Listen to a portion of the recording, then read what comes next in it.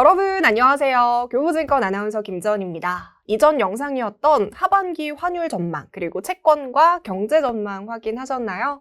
제가 정말 쉽게 설명했으니까요. 꼭 보고 오시길 추천드리고요. 오늘은 자율주행 산업에 대해서 알아보겠습니다. 바로 교보증권의 미국과 중국으로 본 요즘 자율주행이라는 리포트 내용을 토대로 자율주행 산업의 업황을 점검해보고 투자 힌트는 어디서 찾을 수 있는지 살펴보겠습니다.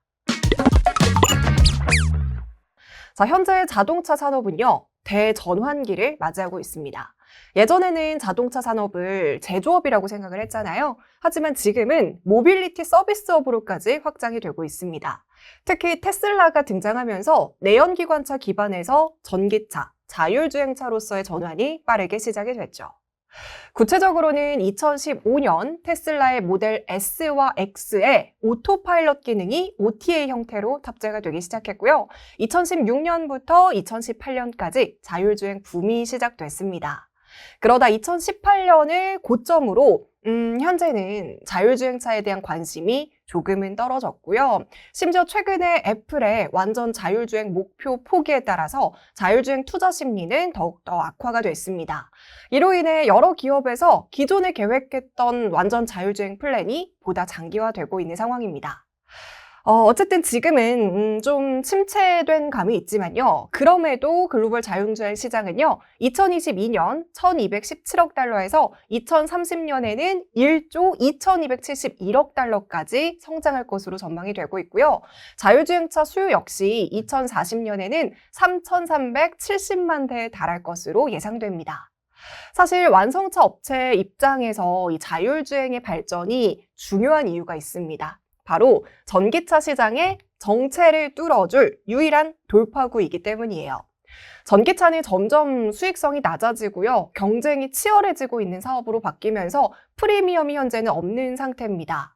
EV 시장 정체의 원인이 높은 가격 때문이다 라는 말이 있을 정도로 앞으로도 전기차의 가격은 더 떨어질 수가 있고요. 이렇게 되면 전기차 사업 부분의 저수익성은 지속될 수밖에 없습니다.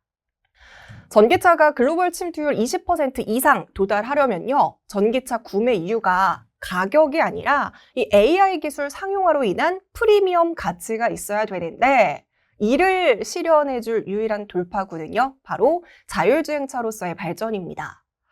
자동차라는 기계 기술이 상향 평준화되고 있는 상황에서 이 기술적 난이도와 차별화 포인트로서 자율주행 AI 기술의 적용이 더욱더 중요해질 전망입니다. 자, 그럼 이번에는요, 완성차 업체들의 자율주행 업황을 한번 같이 점검해 보도록 하겠습니다.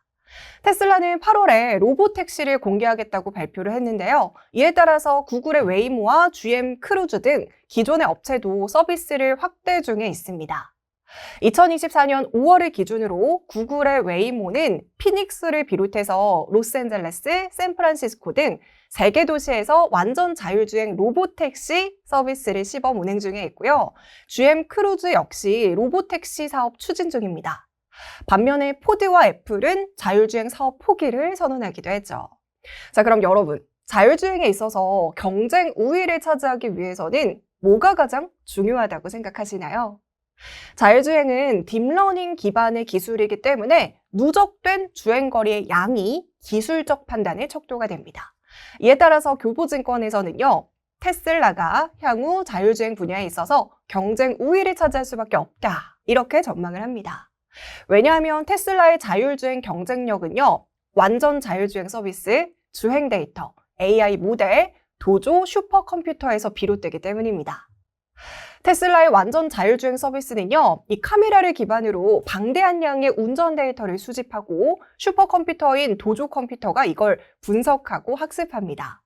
이를 토대로 최적화된 결정을 지시하며 완전 자율주행이 이루어지는 형태인데요. 자동차로 변경, 자동주차, 차량 호출, 신호등과 표지판 인식, 고속도로와 시내 도로에서는 반자율주행 지원까지 가능한 수준입니다. 현재 테슬라의 완전 자율주행 버전의 평가가 이전 대비 긍정적이라서 앞으로 버전이 더 심화될수록 타 완성차 업체들도 테슬라의 완전 자율주행 서비스를 쓸 수밖에 없는 구조가 형성될 것이라고 전망됩니다.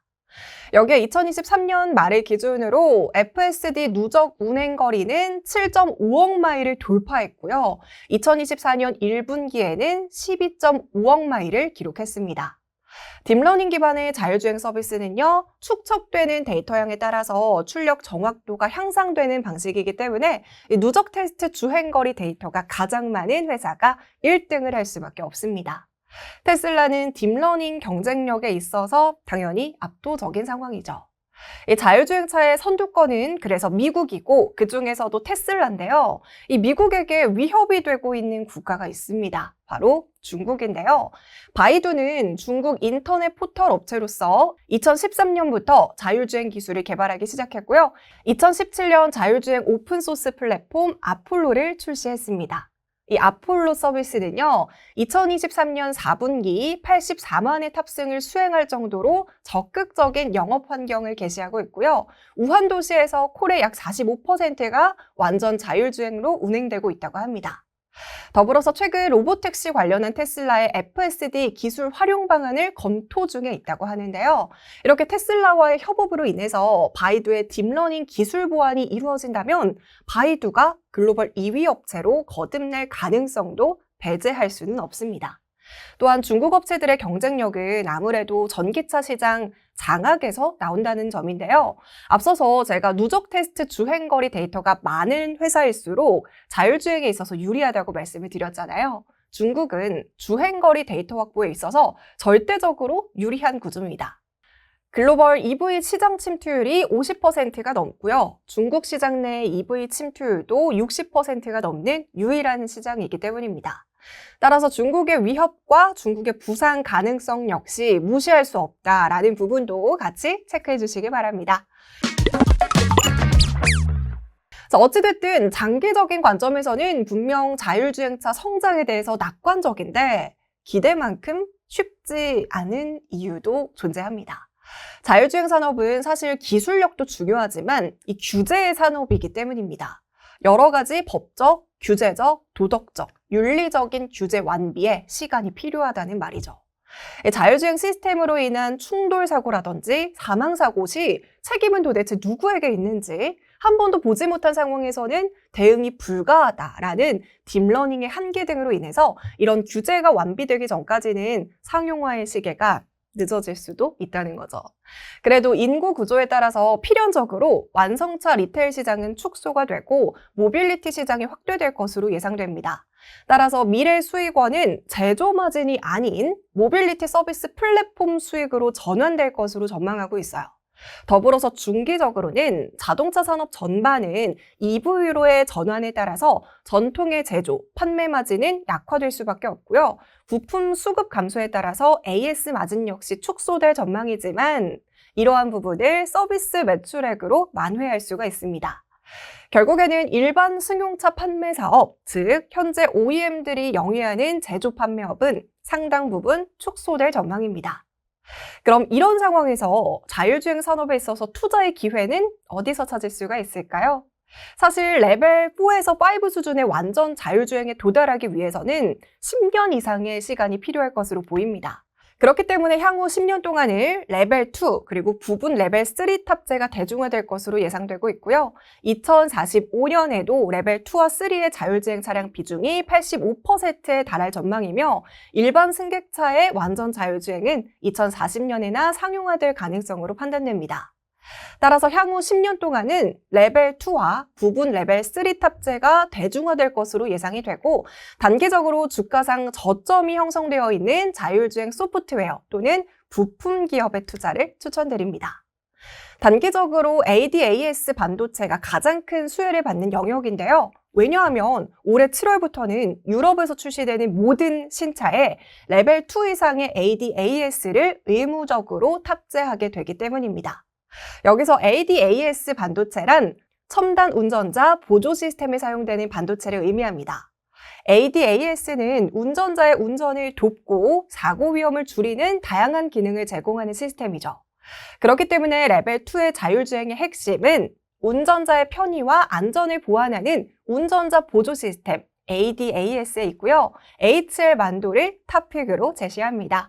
더불어서 자율주행, 하드웨어와 소프트웨어 기술하는 기업들에게도 관심을 가져야 될 때인데요.